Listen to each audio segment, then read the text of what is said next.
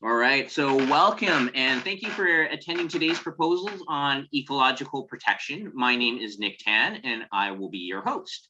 I am hosting this session from Mill Bay on Vancouver Island in British Columbia. And I'd like to begin by first acknowledging that I am on the traditional territories of the Malahat First Nations. So the purpose of this session is to showcase proposals relating to carbon sequestration, farm biodiversity, and reductions in harmful pesticides. Each of our presenters today will have 20 minutes to discuss their proposals, answer questions, and to discuss friendly amendments that you, the audience, may want to suggest. If you have any questions, you can also enter them into the chat as well, and I will collect them for response by each presenter. I would also like to run an anonymous poll just to gauge how you would vote. You don't have to participate, but your response, which I will share with just the presenters in strict confidence, will be very helpful for them. And then after all the proposals have been presented, I will briefly discuss the voting process and what are the next steps. So with that, does anybody have any questions? No? Okay, perfect. So let's begin with a quick introduction and overview of the proposals from each of our presenters. So Ralph will actually be presenting two proposals today. So Ralph, if you can introduce yourself and then just quickly give the audience a sense of what you'll be talking about today. Okay. My name is Ralph Martin. I'm here on Dish with One Spoon territory in Guelph, Ontario. I was a professor at the Nova Scotia Agricultural College associated with Dalhousie University, the founding director of the Organic Agriculture Centre of Canada, and then a professor at the University of Guelph before retiring in 2019. And I was also a candidate for the Green Party in 2019 in the riding of Wellington Halton Hills. Fantastic. And sorry, just a quick overview of the two topics you're going to be talking about. The two topics are supporting carbon sequestration. That means drawing carbon down into soil, and I'll talk about the benefits of that. And then the other one is to incentivize farms to increase biodiversity. Okay, fantastic. And Mary Lou, if you could introduce yourself and your proposal just really briefly. Sure, thanks, Nick, and thanks everyone for showing up. My name is Mary Lou McDonald. I'm a lawyer, and I've been working on pesticides on the side and then kind of full time now that I've retired since 2017 when I became engaged on the 2017 decision to re-register glyphosate for another 15 years. So I ended up suing them actually, and I thought it would just be a quick file, but it ends up it's still going and getting stronger. So glyphosate was my poster child pesticide, and I think it's time that we started talking about eliminating it and other harmful pesticides, and if they can't be eliminated, to transition away from and start to work with others on transitioning away from them. It's an important issue. It's hurting our health, our environment, future generations, and it's starting to become political, so that's kind of handy for the Green Party. Thanks. All right, fantastic. Thanks, Mary Lou. So what we're going to do is let's loop back to Ralph, and you can talk about your first proposal about carbon sequestration. So Ralph, you have the floor. Thank you very much. Okay, I think I'll just start by saying what the proposal says. GPC supports incentive payments for measurable outcomes of soil organic matter. And from now on, I use SOM for soil organic matter on fields with increasing or good soil organic matters. GPC supports a mandatory measurement of soil organic matter when farmland is sold. And if soil organic matter is then poor, the land will be taxed. Both payments and taxes will be proportional to soil organic matter levels according to a consistent scientific protocol. So one of the things I want to point out is that right now, soil organic matter is declining on most agricultural fields in Canada. In Ontario, for example, 82% of farm fields are losing soil organic matter. that means that instead of those fields being a sink for soil organic matter, which is a proxy for soil organic carbon, so instead of being a sink for carbon, they're a source if they're losing. And what we need to do is stop the decline and start increasing soil organic matter on agricultural land again, as we did traditionally. The advantage of that is that when you have more soil organic matter or more carbon in the soil, it's good for soil health, and that is good for food security and resilience. Soil organic matter in the soil, as it goes up, is positively correlated with every measure there is of soil health. It's a good thing. And the more soil organic matter in the soil, the better. So it's really important to stop the decline and to incentivize farmers to start building it up again. The other obvious benefit is that if we are building up soil organic matter in the soil, that means we are drawing it down out of the atmosphere. And we want to do that. So the two main benefits are that it improves soil health and it takes carbon out of the air. And I've set this up like the proposal is written in such a way that this would be voluntary. There's a consistent scientific protocol. The only part that would not be voluntary is when a farm is sold. Farms are typically, or farmers are typically cash poor and land rich. They don't have a lot of operating capital at any one time. But when the farm is sold, at that point, I think this should be mandatory. And if their soil organic matter is poor, and there are ways according to scientific protocol that we can show whether soil organic matter is poor, fair, good, or very good.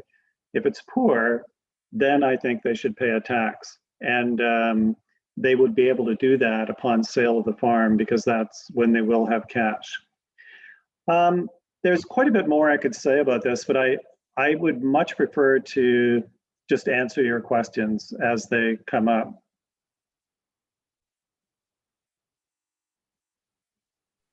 Okay, fantastic. So for the audience, feel free to unmute yourself and ask any questions of Ralph, or if you feel uncomfortable with that, you can enter it into the chat. You can even message me directly and I will ask. But to start it off, Ralph, could you actually, for a Luddite like myself, give me an example of what soil organic matter is? Because I'm having a little bit of difficulty trying to understand what exactly that is and how do you measure that? Well, some people refer to soil organic matter as the snots, slimes, and glues in the soil.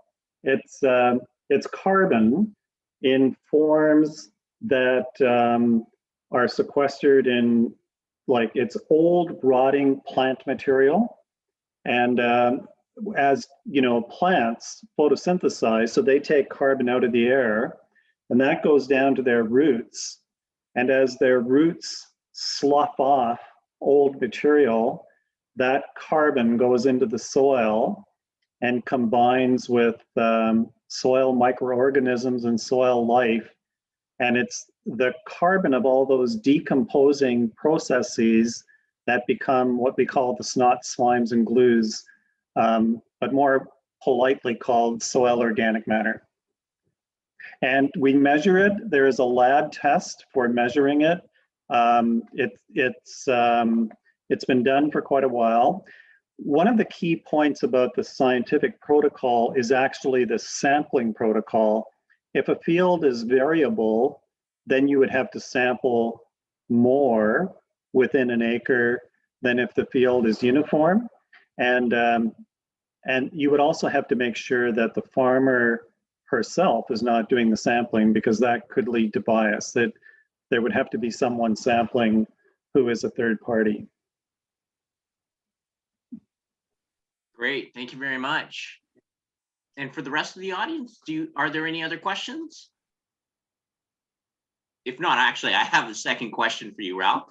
So this sounds like a really great idea. And I was just wondering, with the diversity of agriculture in Canada, is there a place that perhaps you would start if you were to implement this proposal?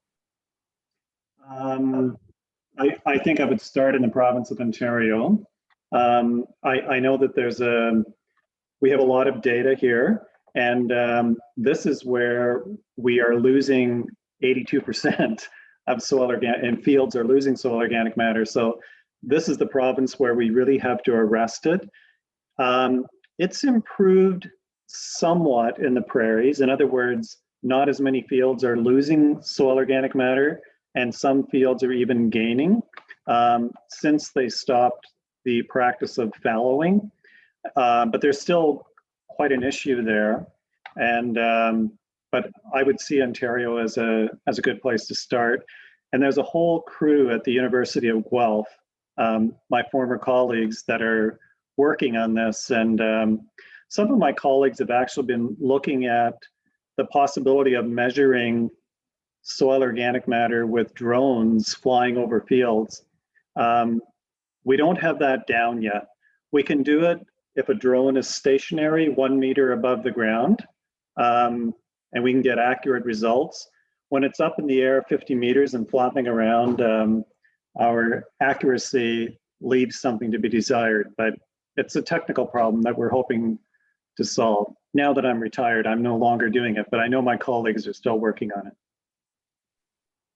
Right, no, that's great. And sorry, could you just elaborate on the test so you can actually test this without actually touching the soil?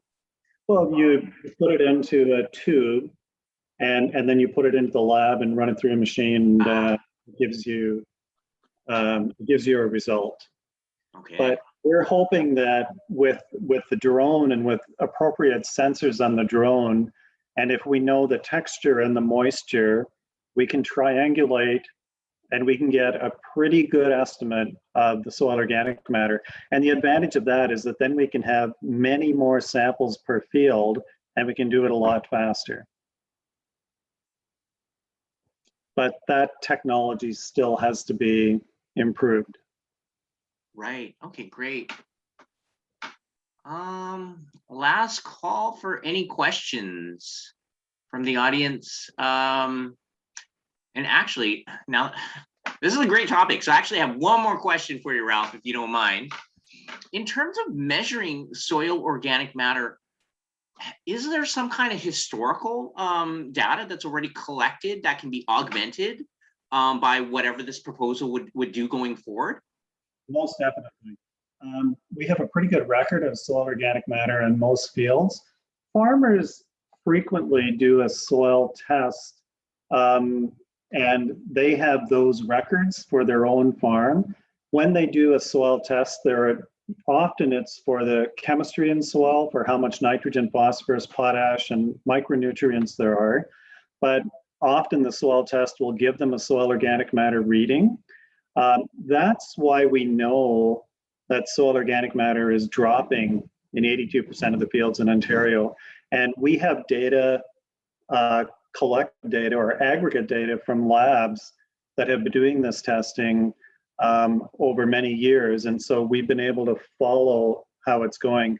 The other thing to keep in mind, and I don't want to get too technical here, but in order to have good soil organic matter on sandy soil, it only has to be about 2.5%. Whereas in clay loam soil, which is a different texture, it should be about 4.5%. And this is well known in the farming community and by scientists. And so when the soil sample is taken, the texture would have to be taken as well. And there's a precedent in France right now with the 4 per 1,000. That's in my notes. And they have an initiative now where the government is paying farmers to increase their soil organic matter by 4 per 1,000. So it's 0.4% per year. And that initiative has been going now for about 5 or 6 years. And so this is being done in other places too. Perfect. So it sounds like there's all the more reason for us to support this proposal in Canada if it's working well in other places. I would say so. Okay. I can't help but note that I don't think you've been a student of soil science, but you're asking exactly the right questions. That's great. Oh, well, I'm just following your lead in terms of what you're talking about. I think this is a really important topic. Something that doesn't come intuitively to people, but when you start hearing about it, it does prompt a lot of questions like, this is really interesting. So I'm curious about something. Yes, go ahead. Oh, thank you. Sorry to interrupt. Are any industries or business measuring soil organic matter? I'm thinking specifically of the insurance business. Maybe they could get on side with this as well. And I like the idea of an incentive because it may be a bit difficult to force people to do this at their time of sale, but it's a great idea. Well, there are Dr. Wayne Honeywell from the Soil Health Institute in the US is proposing that banks should offer lower interest rates on loans to farmers that have higher soil organic matter levels because their farms will be more resilient to the variability of climate change. So for long-term investments, he's arguing, and mortgages, he's offering they should offer a preferred rate. As far as I know, insurance companies have not yet been involved in it. I know there are some farmers trying to develop a carbon market. They would like to be able to measure soil organic matter or soil organic carbon in their farms and then have companies pay them as an offset program. But that is still in its infancy and it hasn't yet been done. I'm a little hesitant about the offset market. I understand there may be some good reasons for it, but and if we get this measurement working really well, and if we get the program working well, maybe companies will want to get involved in it. But at this point, we have to focus on the science and getting it right and making sure that farmers have some assurance that there's a way that they can contribute. They're feeling a little bit under siege right now because whenever you talk about a carbon tax, farmers think, well, I have to pay more for my diesel fuel in my tractors. I have to pay more to dry my grain. And I'm a price taker. Most farmers have to sell wholesale and they don't get a lot of choice about where they sell, depending where they are. So if their costs go up, they have to absorb those costs. This is a way for them to think positively about contributing to this whole issue. And it's going to be good for all of us because it will improve food security. It will improve resilience here.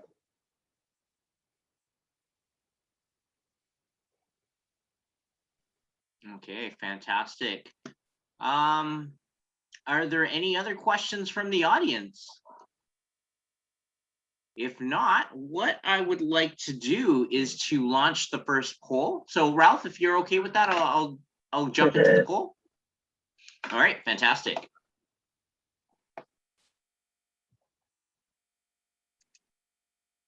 All right, so on your screen now, you should see poll number 1.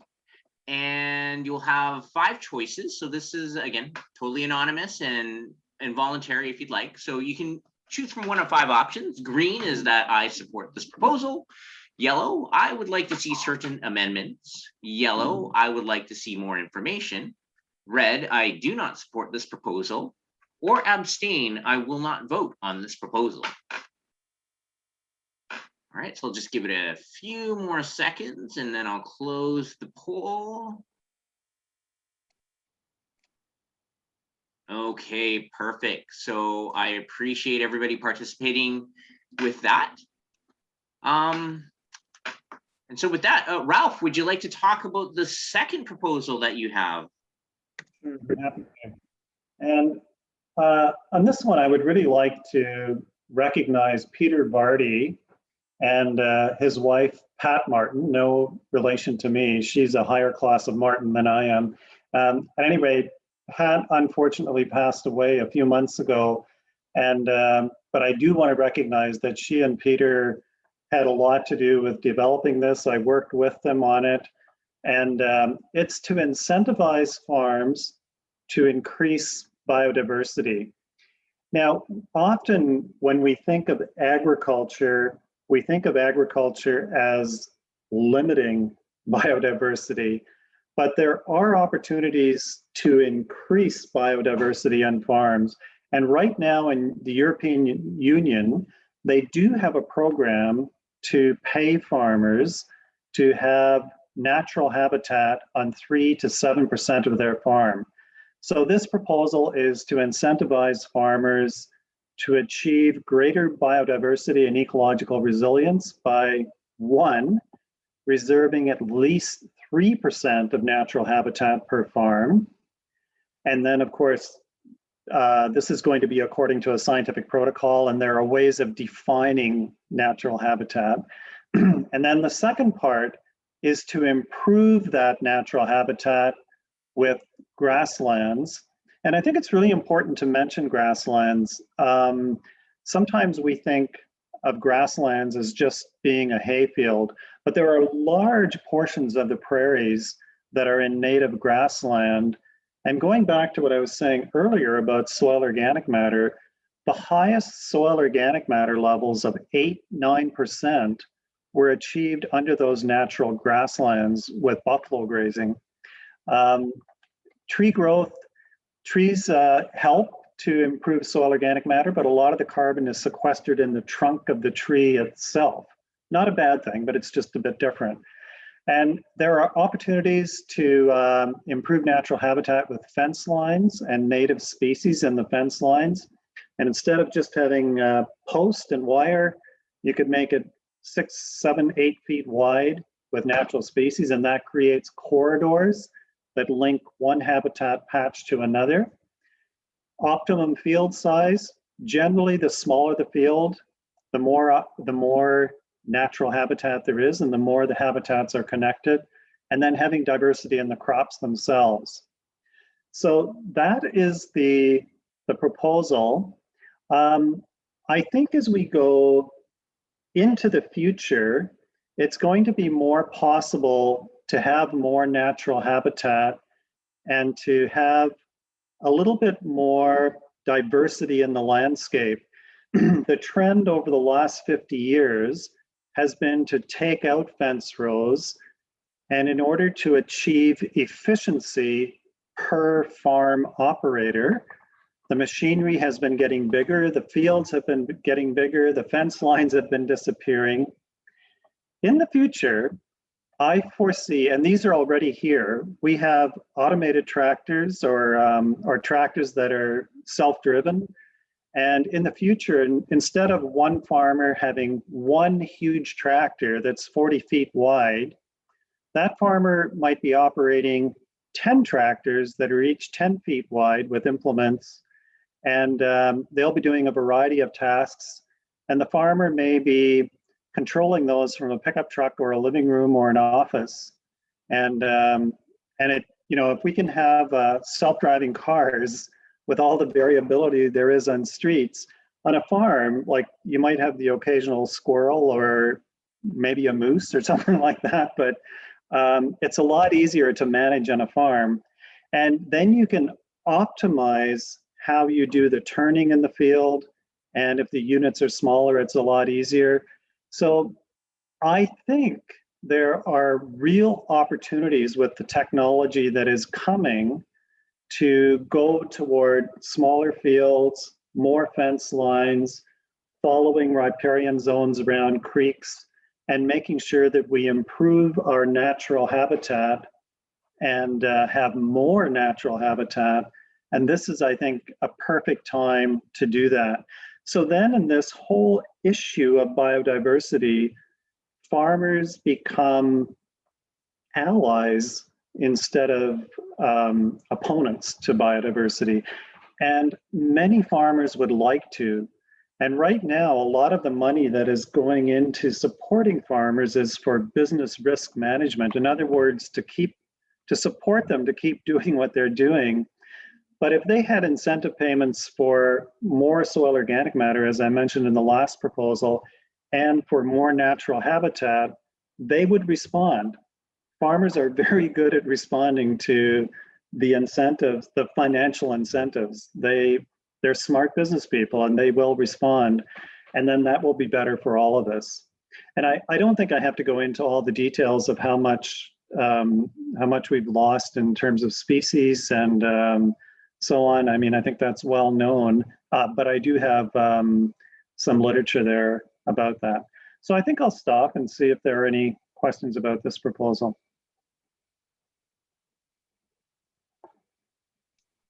All right, so for the audience, feel free to unmute yourself, or again, if you have any questions, you can send them directly to me or put them into the chat and I will read them out. And while some of the audience is thinking about that, I was just curious, Ralph, if you could just elaborate a little bit more, because the first part of the proposal says reserving at least 3% of natural habitat. So for me, I was thinking of a farm. It's already cleared for planting, so there is no natural habitat. So perhaps you can tell me a little bit more about what does a farm really look like these days, and what would exactly you'd be adding or preserving to make up that 3%? And also if you could just give me a sense of what does natural habitat actually mean, that would be great. Think about woodlots. And many woodlots are natural habitat if they have not been clear cut. Unfortunately, in some areas, woodlots are being clear cut, but they can be managed with selective logging. And in those kinds of woodlots, there's still a lot of natural habitat. There are still quite a few species. Riparian zones are areas along creeks or riverbanks. And as long as you let natural species of shrubs and trees and grasses grow, that all is natural habitat. On the prairies, like I mentioned earlier, some of the grasslands, there's wild land where it's not possible to cultivate. It's either too hilly or too stony, or the soil is too thin. But those soils for years have been supporting natural grasslands. So that's all natural habitat, and there are lots of small insect species and pollinators and so on that associate with those natural habitats. In Northern Ontario, for example, there are many farms with huge woodlots, and in Eastern Canada and Nova Scotia, PEI and New Brunswick, more so in Nova Scotia and New Brunswick, there are farms with large forest areas. And I think to enhance that, and then there's quite a bit of research, and years ago, like in the past century, when I was an undergraduate student, I was in an ecology class, and my professor told us about how if you have two woodlots of natural habitat that are disconnected, it's difficult for species. But if you just have a small corridor connecting those two, then it's like you suddenly have one bigger habitat. And the more habitat that species have access to, the better they'll do. And there's a lot of literature in ecology that shows that species survival depends more than anything else on habitat. I hope that answer wasn't too long-winded. No, the more you speak, the more we get a chance to learn. For the rest of the audience, do you have any questions? If not, I actually have another question, because these proposals are, all three proposals today are very, very interesting to me. So you mentioned pollinators, and for me, I was thinking there must be some kind of benefit if you're promoting native pollinators, because with let's say the use of honeybees, that, for example, in the prairies, they have to wait for usually the BCBs, I think, to finish pollinating, and then they get trucked over. And so I would imagine with native pollinators, not only there would be some kind of cost savings for farmers who might not need to import as many honeybees to pollinate their plants, but also with native pollinators, my understanding is that they're more efficient as pollinators by how they fly around to the plants, but also the seasons in which they operate. Having native pollinators that can pollinate outside of the honeybees' usual life, I guess, during the year would be massive benefits if there was more biodiversity and these natural corridors and habitats. Absolutely. Everything you've said is very true. And where we have to depend on honeybees is usually in large monocrop orchards, like a monocrop of almonds in California. We don't have that in Canada, but there are monocrops of cherries or monocrops of apples. There are monocrops of blueberries in Nova Scotia. And when we have these large monocrops of fruit, the natural pollinators are not adapted to have so much of one thing at one time. And that's when we bring in the honeybees or the leafcutter bees for alfalfa and that type of thing. I have a PhD student working right now. I'm still dabbling in academia, and she's doing exactly that, measuring pollinators and wild pollinators in different habitats. And we're looking at different ways that livestock graze on organic farms and non-organic farms, and where we have the most variability in pollinator species and the most numbers within any one species. And we're also looking at the timing. So we're looking at the natural habitat that surrounds the field, and then how the fields themselves are managed so that we can enhance natural pollination. And like I said, wild habitat, and we can't forget grasslands, are a big part of that.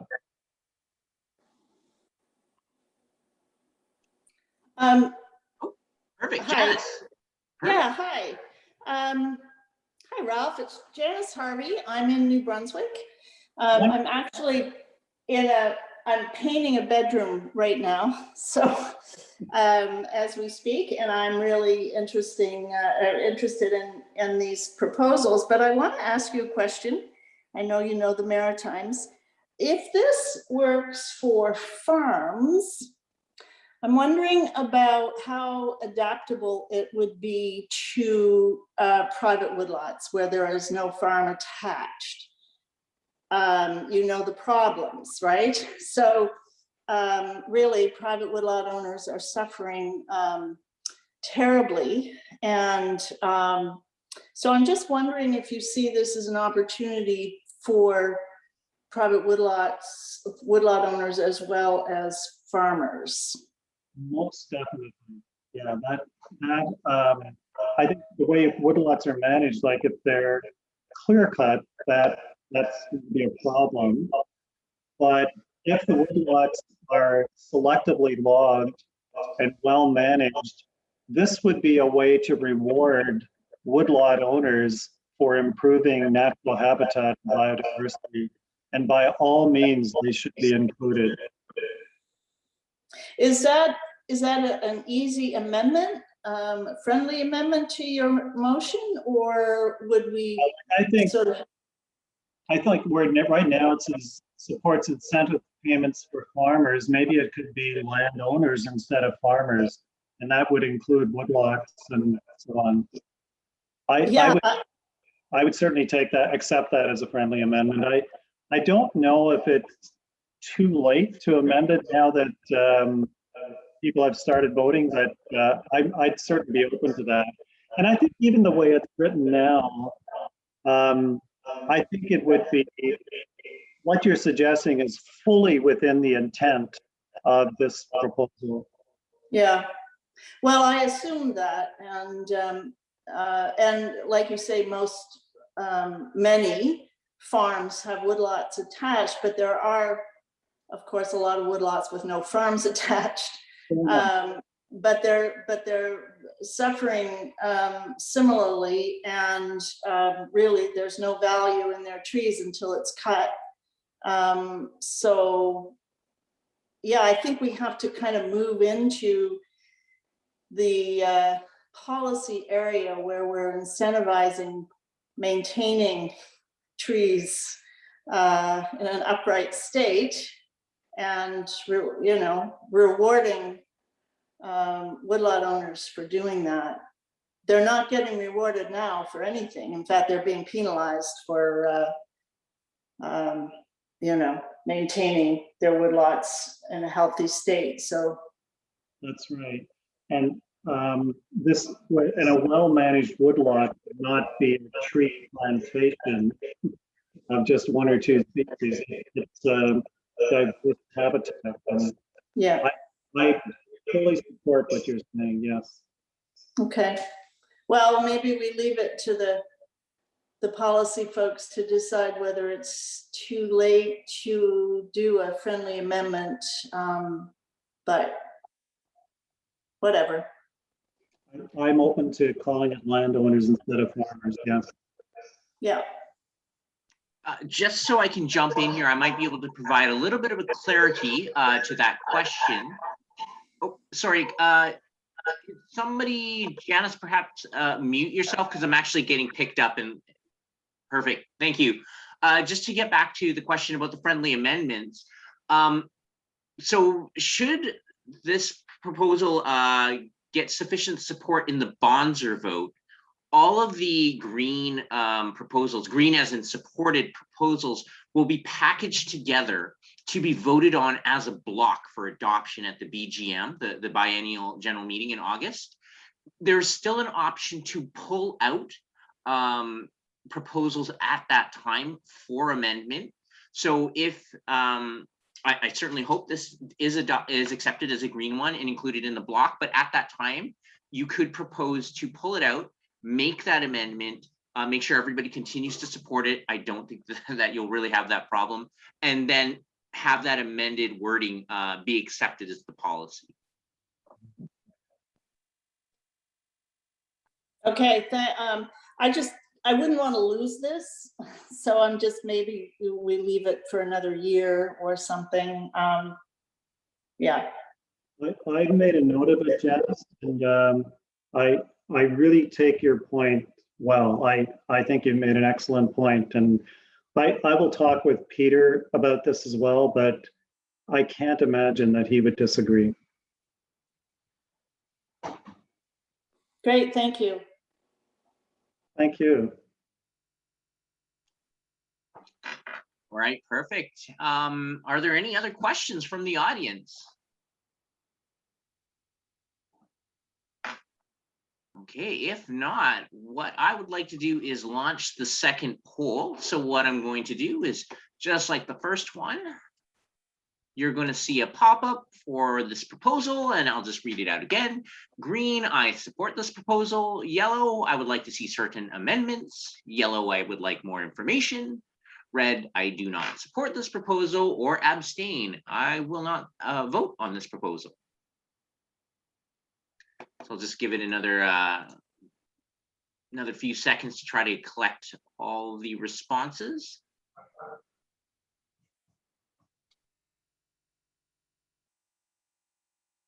All right, perfect. So thank you everyone for participating. All right, so Ralph, thank you very much for going back to back and presenting on both of your proposals. So next, what I'd like to do is I'm just going to quickly switch my slide so the audience can quickly just see the proposal for a brief second. And in the meantime, Mary Lou, would you like to share your screen and put up your slides? Sure, thank you. I can figure it out.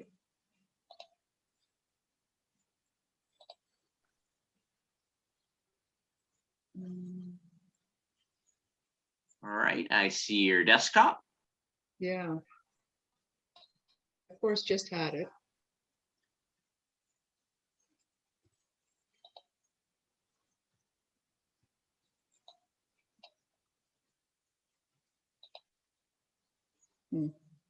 Hi, Nick. Michael Kuhn here.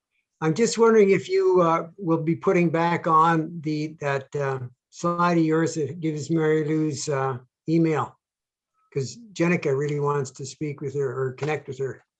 Oh, absolutely. Mary Lou, would you mind if I just quickly shared my screen Oh. while you looked for your file? Will I get it together? Yeah, sure. Thank you. Please do. Okay, perfect. So I'm just going to switch back. So for the benefit of the viewing audience, you can see not only the proposal, but in the slides, I'm also including the contact and the email contact information. So if you have any questions or like to communicate your support for these proposals, by all means, I don't think our presenters will mind hearing from you and your feedback.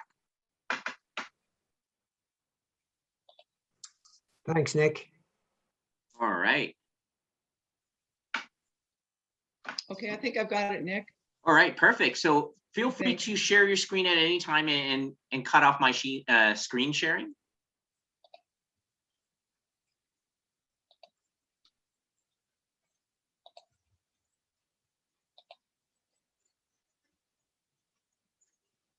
Try.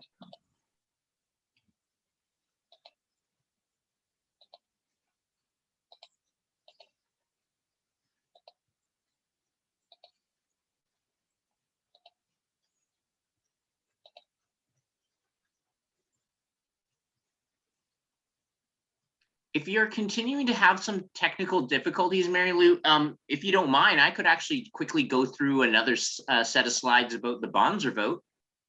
Sure, please. Although, Okay, so no problem. Take your time.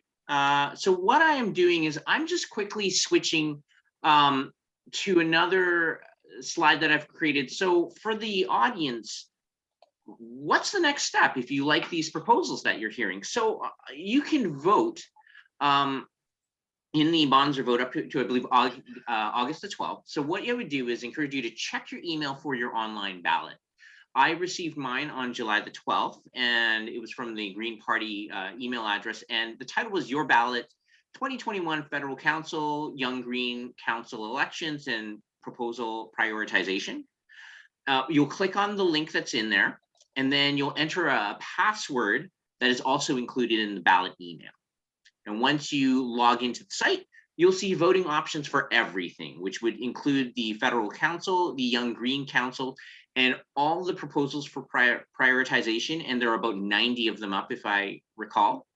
And then you'll have the option of checking off green, yellow, red, or abstain, just as you've been doing in the poll. So once you've made all of your selections for both the two councils and the proposals, then you want to hit continue at the bottom of the screen, and then just follow the instructions for the prompt. All right, fantastic. I believe everybody should see Mary Lou's screen. great. Fantastic. So Mary Lou, you have the floor. Okay, great. Thank you. Again, thanks for this opportunity. I'm going to speak to a proposal, the wording of which is that the Green Party of Canada supports a transition away from or the elimination of the use of glyphosate and other harmful pesticides in farming, forestry, recreational, and other sites, and the promotion of the use of least toxic and most regenerative measures in these areas. That's the long version of it, but really what I'd like to see is an elimination of glyphosate and a transition away from other harmful pesticides. And it almost follows that regenerative would go hand in hand with that. So I'm going to speak mostly about glyphosate in this presentation. What is glyphosate? Well, it's the most widely used pesticide in the world and in Canada, and it's used as a herbicide, which means that it kills plants. It doesn't kill insects, it kills plants. More than 56 million kilograms are sold in Canada, more than that now, but that was as of 2018. We don't ever get numbers on how much are used, but that's what was sold, and that amounts to 1.5 kilograms per Canadian per year. So that's a lot of pesticides being dumped on our land and being used in Canada. Glyphosate is also the active ingredient in many pesticide products, including Roundup. Now, sidebar is that pesticide products themselves are a big problem because that's where you have the adjuvants and surfactants, things that make the active ingredients stick to a plant and work, and they can be toxic as well. There's science showing that. And our regulator, the Pest Management Regulatory Agency, PMRA, under Health Canada, can't get it together to even look at that. So that's not the subject of this proposal, maybe next year. What is it used for? I first got involved because I was concerned about its use as a desiccant or a pre-harvest tool, which is where farmers mostly out west use it just before harvest on crops to essentially kill them. They call it dry down, but they want to kill them so that they can more efficiently harvest the products because it's such a massive operation. They need to have their timing right down, ostensibly. So it was originally created for, used a lot for genetically modified foods that were genetically modified to withstand glyphosate. For example, wheat, soybeans, corn, etc. But then it started to really be used in Canada, in particular, for this pre-harvest use. And the concern I have particularly is that if it's sprayed at the wrong time on most of these crops, it gets right into the seeds because the plant is still growing and moving sugars to the seeds, and glyphosate moves with that right into the seeds. Voila, we're eating it in our beans and our legumes and our wheat. It doesn't wash off. And then there's a particular side problem of indeterminate plants, which are the ones that never stop growing until there's a cold event or some such, so that the glyphosate is always moving to those seeds and grains. So there's always a problem with the indeterminate plants. So I initially sued Health Canada back in 2019 with an NGO on that, and we're in the Federal Court of Appeal on that. But I digress. It's also used in forests, which I didn't appreciate till recently, but it's a nasty story. It's being used to, well, first of all, they're calling broadleaf trees and trees that are not desired for harvesting, for cutting, as a pest, and so they're spraying to get rid of these other trees and the undergrowth, so that basically they can go in and take out trees more easily. The problem is that when it kills plants, it kills the ecosystem as well. So that's a problem in our forests, and in Canada, we're proud and respect our forests, or we should. It's also used along roadsides to kill weeds. You'll see those signs along highways, etc. Glyphosate spraying or pesticide spraying. And there's also cosmetic uses. Kill weeds on lawns and playgrounds, on golf courses. Golf courses, I think, is a ticking time bomb, because a lot of golfers are getting sick, or going to start to get sick. There's been some media around that. So I would like to propose that it be eliminated or reduced because it's harmful. And it's harmful because it's an antibiotic, which means it kills good bacteria mostly, and leaves the bad bacteria to promulgate. And it's also a chelator, or a binder of minerals. So it harms humans because it kills the good bacteria that upsets the human microbiome, bringing many ailments. The Pest Management Regulatory Agency, when they re-registered glyphosate in 2017, thought that it didn't hit the human microbiome and said, oh, we don't have to worry about that. So they haven't assessed the risk in relation to that at all. The lawsuits in the States that are costing Bayer billions of dollars have shown, and appeal courts are upholding the judgments in relation to the fact that it causes non-Hodgkin lymphoma, and also that Monsanto basically colluded and helped ghostwrite the science in relation to the risk assessments underlying the decisions in the States of the Environmental Protection Agency, the EPA. And it ends up that our PMRA used some of the Monsanto papers in our risk assessment. It's probably carcinogenic to humans. You've probably all heard that from IARC, the International Agency Research on Cancer, which is a bunch of specialized toxicologists that look specifically at whether it causes cancer, and they came out and said it did there was a furor in the world around that, but it hasn't been discredited in my opinion. It harms the soil, similar to how it harms the gut, because it kills the bacteria in the soil microbiome as well. So I expected that Ralph would agree that the soil organic matter is probably going to be pretty minimal when it comes to pesticide and glyphosate laden fields. And this, of course, hurts sequestration, and it doesn't help climate change at all. Back to the forest, sorry, I got off track, but it kills the broadleaf leaves, and it kills the plants, but they're starting to get evidence that it's being found in wild blueberries, and also that elk and deer are dying. And if they're top of the food chain, I'm sure there's other animals that are dying as well.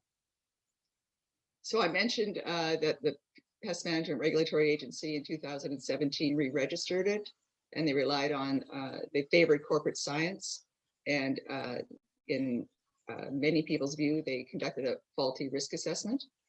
And now they're proposing to make the problem even worse.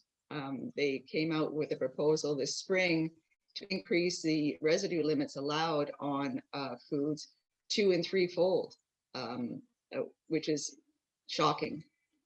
And there's been a huge public outcry in relation to that, such that they've actually extended the comment period till September 3rd.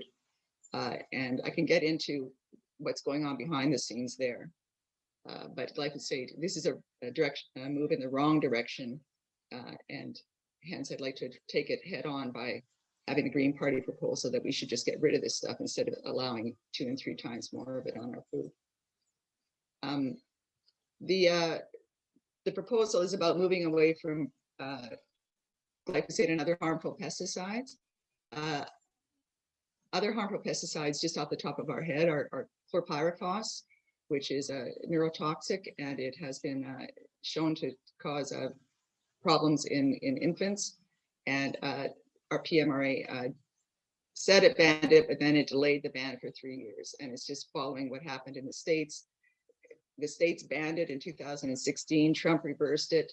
And so PMRA was radio silent on that. And then it just came out and banned it on a technicality. Dicamba, they're increasing the MRLs in the same push for increasing the maximum residue limits. Imidacloprid is a decision that I don't know the details on that, but my understanding is that the risk assessment was that this stuff is bad, and then PMRA has come back and said, oh, we're gonna keep it going. So there's other harmful pesticides that can be caught by this, and I didn't want this proposal to be only about glyphosate because the story is similar and the waves carry out throughout the different types of toxic pesticides. But the idea is to basically reduce them or eliminate them and try and come up with alternate measures. A full ban might be a bit difficult because some people do rely on certain herbicides and would need to transition for 2 or 3 years. It's almost like transitioning to organic farming, kind of get off the addiction. So the concept of transitioning away and getting to more regenerative is meant to capture that concept.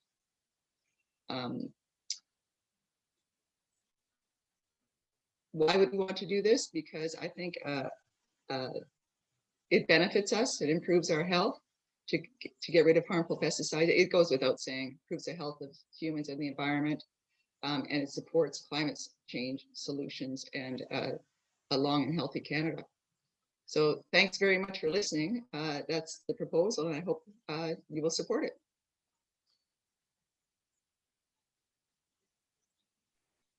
All right, fantastic. Thank you very much, Mary Lou. For the rest of the audience, do you have any questions? Feel free to unmute yourself and ask, or again, you can enter them into the chat and I will read it out for you. Yeah, I have it's Janice here, still painting. So I guess I just have a little trouble with the wording in the actual text, which is there's an or there. And I think in a policy resolution, you can't kind of give options because then it's not clear what you actually are asking for. So that's my concern with the actual text. And I don't know if you can put that back up, Nick. The text of the motion. Yeah, so a transition away from or the elimination of use. So I think it really should be either or. And I don't have a problem with eliminating the use, because I think that kind of implies a transition period. Clearly, there's a huge movement to ban glyphosate. And the government has banned lots of other pesticides. So I don't think we need to be afraid of using say banning glyphosate or eliminating the use of glyphosate and other harmful pesticides.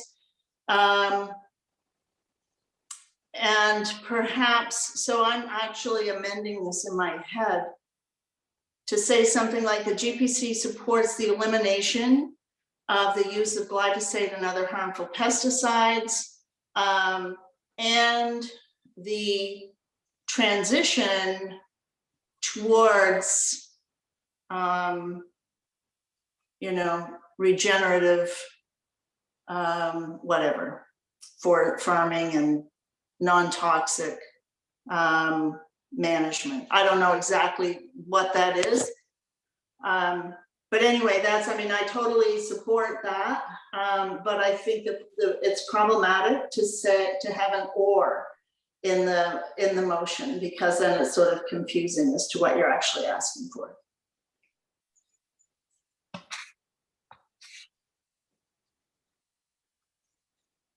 Great. No, I think that's I think that the way you reworded that on the fly was brilliant. Elimination, one of the persons I consulted with didn't like a basic ban because there would be that concern about transitioning. But if you can put the transitioning into the promotion of the least toxic, that works without being an either or situation. So I didn't appreciate that it was kind of too late to do this, but I would work on that wording. Yeah, well, and I think that the movement to ban glyphosate in particular, and some others that have been, sort of dirty dozen type pesticides for a long time, that's really powerful. And I think from a political perspective, for the Green Party to support a ban, I think is important. At least it is in New Brunswick with. We had a petition with 30,000 names presented to the New Brunswick legislature calling for the ban on glyphosate. So it's a very mature movement for banning that. And I'm sure, the users are already thinking about, well, the possibility that would happen. So. Anyway, that's my thinking, stronger rather than softer.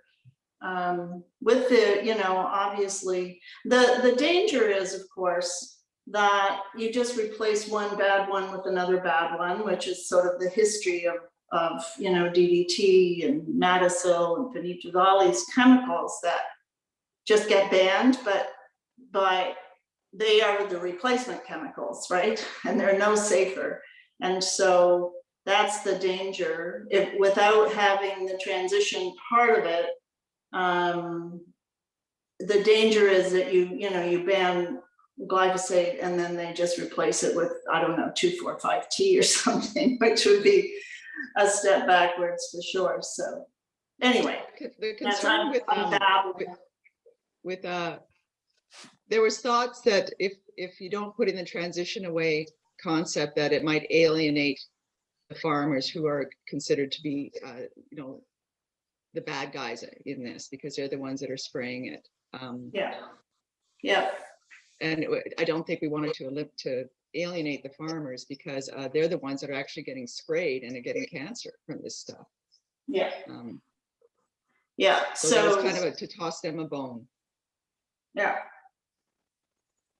Yeah, well, if we put the transition away in the second part of the motion to indicate the sort of recognition that there would be a transition and to support that, right? Maybe the illegal elimination of and transition toward this regenerative and least toxic measures. Hi, this is Nick. I'm just jumping in here real quick. We only have a couple minutes left, and the other presenter, Ralph, actually needs to leave shortly after, so I'd like to get him in for some final comments. But before that, you have actually one question from an audience member. So Shell, would you like to pose your question to Mary Lou? Hi, it's more a comment to support Janice's initiative there. I'm wondering whether language like to get rid of the transition, but say GPC supports a rapid elimination of the use, whether that's a way of dealing with it, because rapid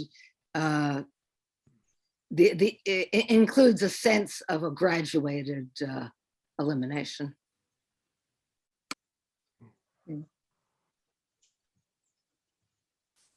I think rapid might be even more aggressive than just elimination. But thank you for that. Michael here. I would also, I like your suggestions here, Mary Lou, and particularly promoting this transition to regenerative means to effect, control of these so-called pests, which we've been sold a bill of goods over for the last 30 or 40 years about that these chemical solutions are the only way to go. So we know that that's not necessarily the case, but so I really hope that this motion focuses on, maintains a focus on promotion of these regenerative measures. Thank you. Thank you. Perfect, thanks. And sorry to cut you off, cut off that other conversation, but I will be running the meeting after I stop the recording. So if people would like to stick around and have a little bit more discussion, I will keep running the meeting for a couple more minutes. Last call for questions for Mary Lou. If not, then perfect. Then what I'd like to do is run the poll. So as you saw before, you're going to see a pop-up. And for this proposal, I'll just read it out again. Green is I support this proposal. Yellow, I would like to see certain amendments. Yellow, I would like more information. Red, I do not support this proposal. And abstain, I will not vote on this proposal.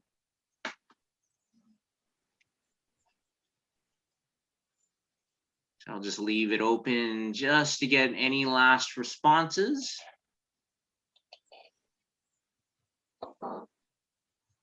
All right, perfect. So thank you very much, Mary Lou, and everybody for participating in this poll. So now what I would like to do is, at this point, I would have quickly gone over the voting process, but I've already gone through most of that. I just wanted to share one more slide.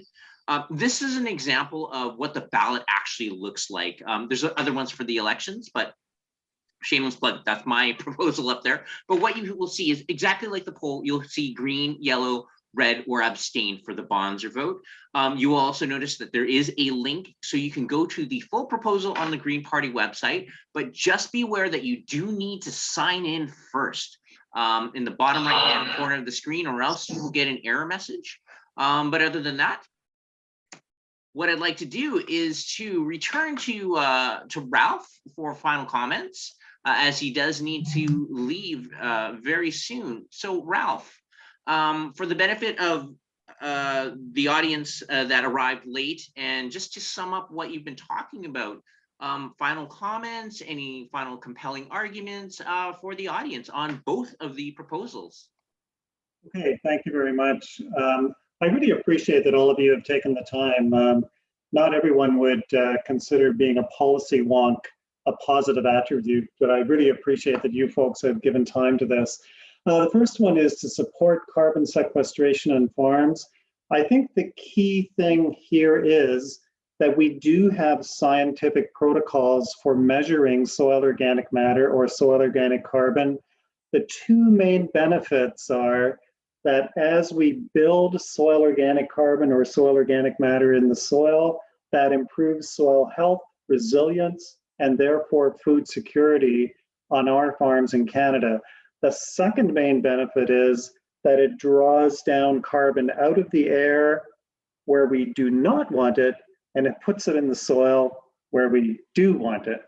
And then the second one, with Peter Varty and Pat Martin, who helped to develop this, is to incentivize farms to increase biodiversity. And I really respect what Janice Harvey said about it could be for landowners, because some woodlot owners do not have a woodlot attached to a farm. So I accept that.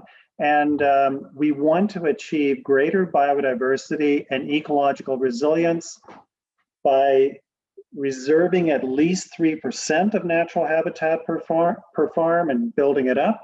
And then we want to improve that natural habitat. And I talked about ways that we can do that. And there's lots of ecological literature to support the benefit of natural habitat and improving it. Thank you very much. I really appreciate your interest. Thank you. No, thank you, Ralph, and to Peter and his late partner. And Mary Lou, do you have any final comments on your proposal? No, thank you. I just thank you for the opportunity to be here as well. And I like, thinking about it, this has become, when I drafted this proposal, it was in the springtime, and glyphosate was not as political as it is now. I mean, Trudeau was asked about it this morning, this increase in the MRLs, as I understand it. And there's a Radio Canada piece that came out saying that Monsanto or Bayer were the ones that asked for these MRL increases. So it's a timely issue right now if we're going into an election. So I think coming out strong might be the way to do it. So because of that, I would like to somehow get it to this revised wording of bang, let's ban it or eliminate it, and transition to, just because it's more political now. So that's a strong statement. And also, I don't know, I've been following our internals on the Jenica Atwin issue, but she came out with her own, as a Green private members bill to ban it. So she was more strong than I was. So that might seem like we're talking out of two sides of our mouth, unless we go with the elimination concept. So thank you again, and it's super to have the support of the Green Party, hopefully behind this initiative. All right, fantastic, Mary Lou. It sounds like there's a lot of synergy between what you're proposing and the two proposals that that Ralph had presented earlier. So for the audience, thank you very much for coming out, and for those who are watching the recorded version, thank you very much for staying for this presentation. If you have any questions, please reach out to the submitters using the contact information that you do see on screen. I will be keeping this meeting running a little bit longer for people who might want to talk about this proposal, the proposals a little bit more. But otherwise, thank you for joining us and have a good day. Thank you.